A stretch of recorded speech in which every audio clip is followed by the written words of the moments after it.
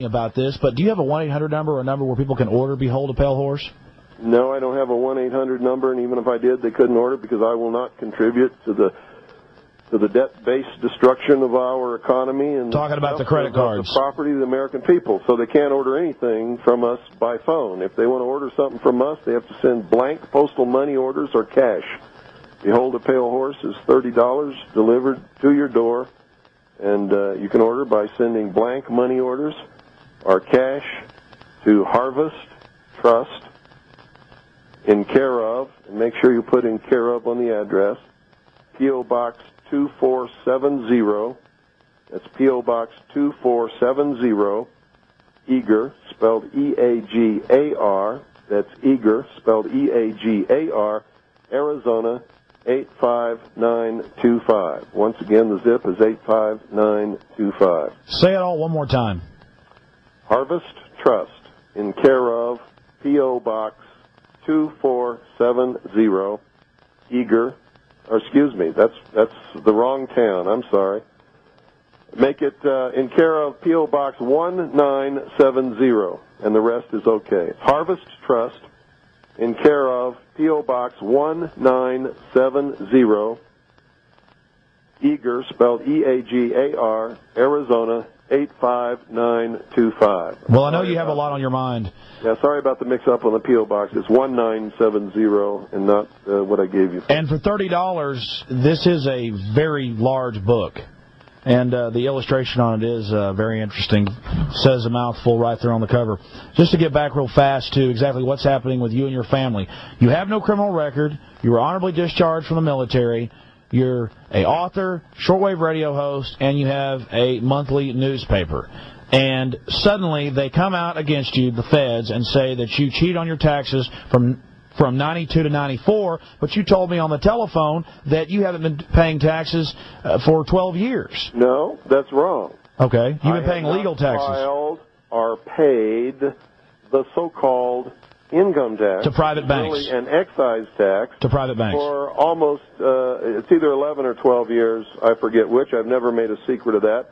I am not liable for the so-called income tax administered by the so-called Internal Revenue Service, and I am not, but I do pay all lawful and constitutional taxes, which I am required to pay and always will. Give us an example of a lawful tax. Well, a lawful tax would be a state sales tax down at your local grocery store. A lawful tax would be a property tax for which you paid for it with the fiat Federal Reserve notes instead of gold or silver coin.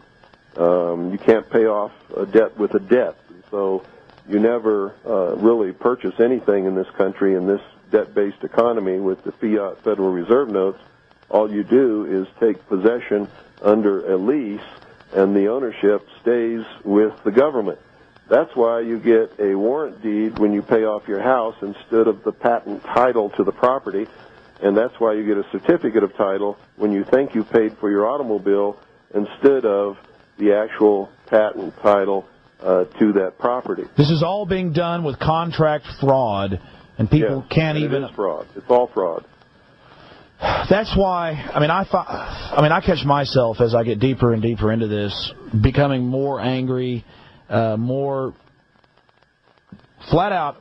I guess I'm at the point where you said that you were several years ago, where you're just sad about it because you see the people thinking they have a grasp of what's happening in the civilization. But I've read enough history, I know enough about the country and what's been happening to realize that pretty much everything that you're told in the media has lies weaved right into it.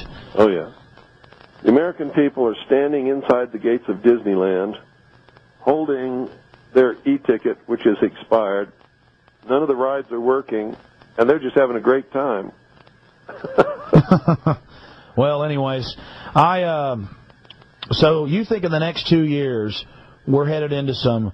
I didn't say in the next 2 years. I said in the next very few years. I don't have a crystal ball.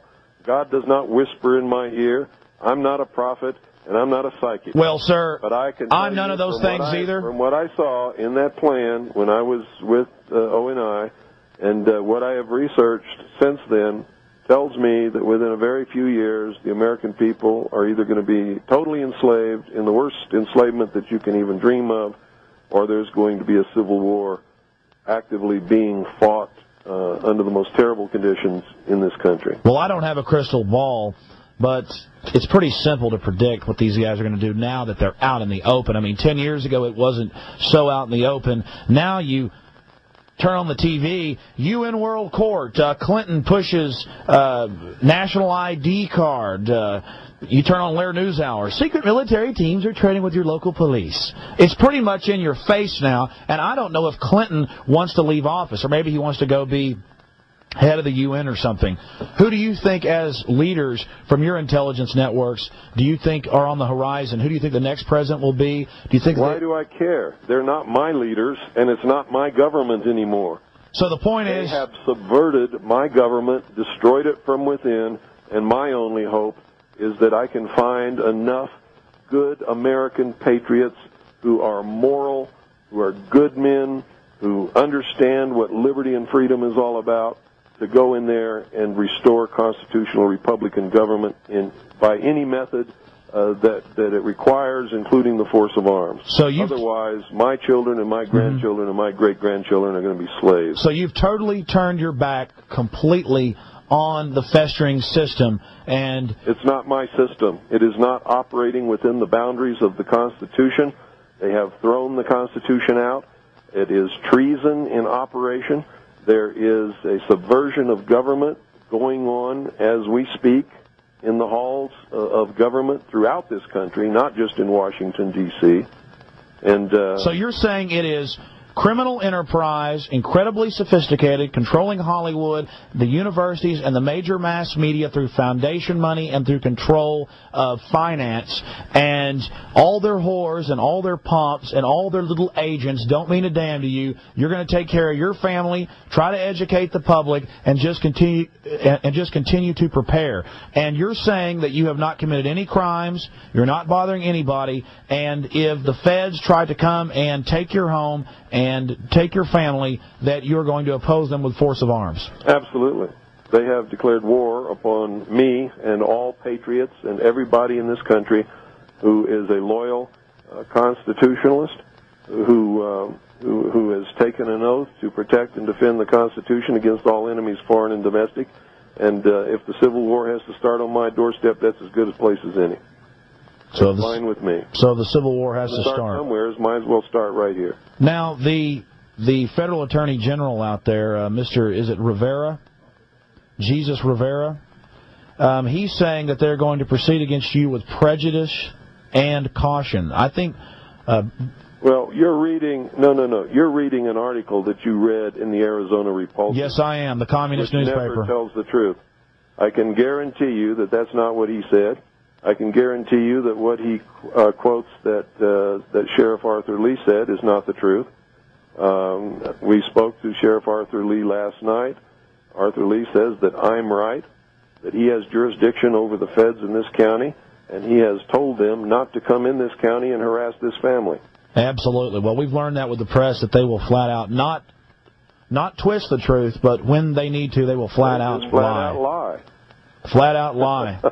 Flat out lie. Well, that's great then. You're not in too much trouble if you've got the sheriff on your side. People don't realize the power of the sheriff. Not just the sheriff. This is a good American community here, and there is a very strong militia, and not just here, but good, solid Americans all across this country are sick and fed up, and we know that if they attempt anything here, there's going to be a war the likes of you can't conceive of what's going to happen.